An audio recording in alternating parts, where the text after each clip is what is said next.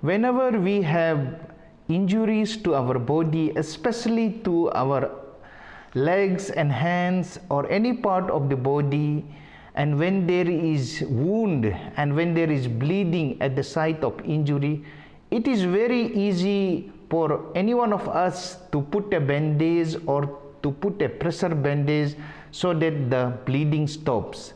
But when there is an injury to the scalp, to the head region, it is difficult to put the bandage which will stay there for a long time, so that the pressure is enforced on the injury site and the bleeding point is stopped.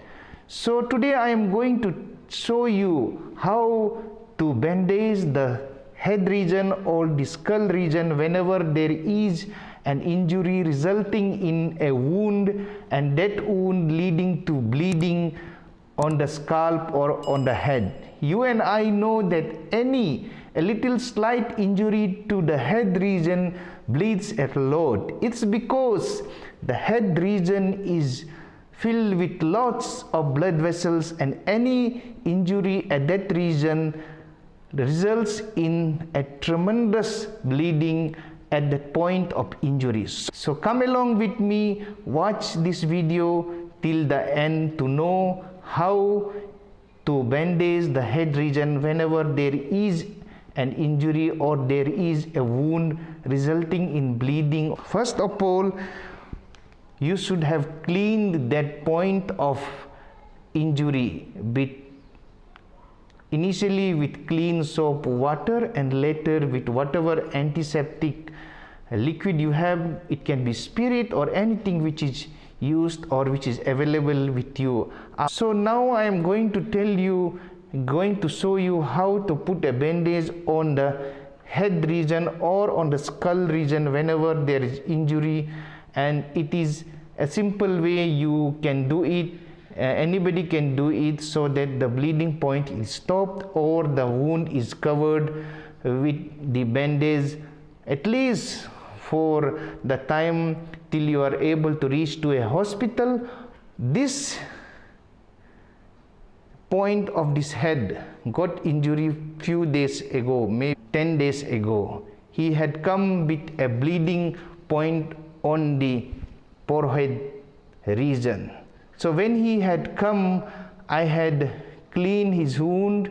Later I put a bandage over this, and today he had come back to remove his bandage, and since the bleeding was there and it was a large wound because of the injury, I had to put a suture, and today I removed his suture and his wound is very well. So he had got an injury here which was bleeding, and after doing the requisite necessary antiseptic procedures, I put a bandage, and after the bandage was put, the bleeding stopped.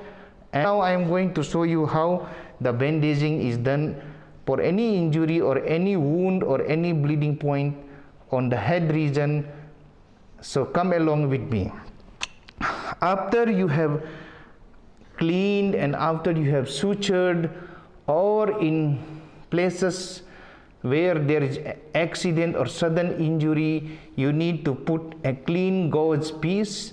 You can get it from medical store, and you press the bleeding point or the wound with the clean gauze piece, which gauze piece is put or pressed on the head or on the forehead. What you do is, I'll make him to press, please press. If nobody is there, you can press and tell the person who is conscious, who is alert, to just press it so that the bleeding stops.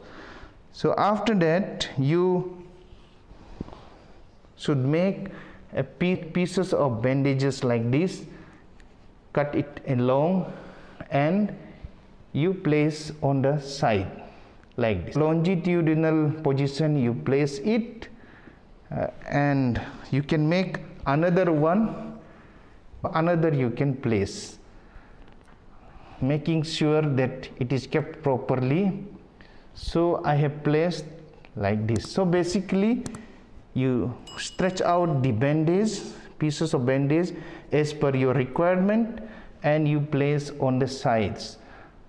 After that you take the bandage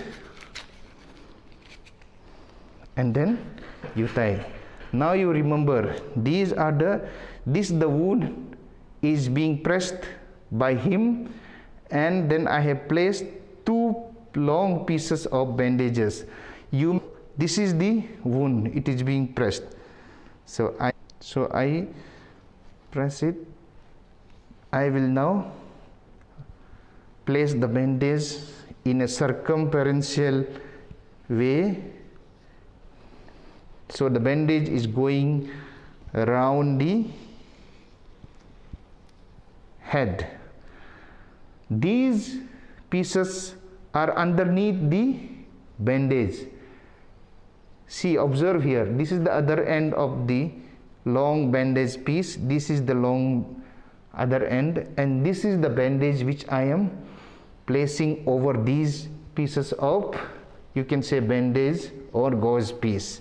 Similarly for the other end, it is like this. This is the other end, this other end. Basically this circumferential bandage goes over those two pieces of bandage.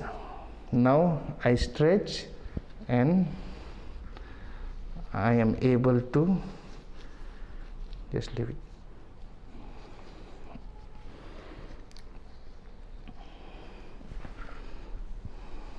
Now since the wound has been covered and now bandaging has been done, now for my comfortable sake, I'll remove my gloves. So these two ends now you tightly you tie. You can tie.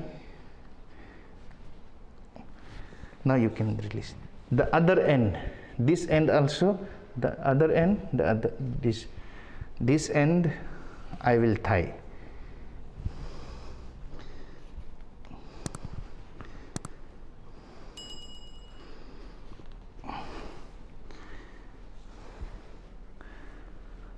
If you find the one end of the tight bandage is loosely hanging around here, you can paste an adhesive over here so that it will remain intact. Now you can see the bandage, the head is bandaged, the wound is compressed with the circumferential bandage, and this bandage is now comfortably and firmly holding the medicated gauze piece which is over the bleeding point or over the wound. So you need this piece, the another piece of long bandage to secure the circumferential bandage. So this way you can compress the wound which is a bleeding point, you can apply medication, and then with the circumferential bandage, and then with the two straps of the gauze pieces, or you can use the bandage itself. So in that way the gauze piece is putting a pressure on the wound, and the wound is covered properly, and the bleeding point is also compressed, so the bleeding also stops. I am showing you this because many a times I have found people that they try to put a bandage on the scalp, on the skull or on the head, but I have noticed that people find it very difficult to tie the bandage over the head or around the skull. So this is an attempt to show you how in a very simple way a compression bandage can be put on the site of injury, especially when it is on the skull or on the head. Hope you will find this useful.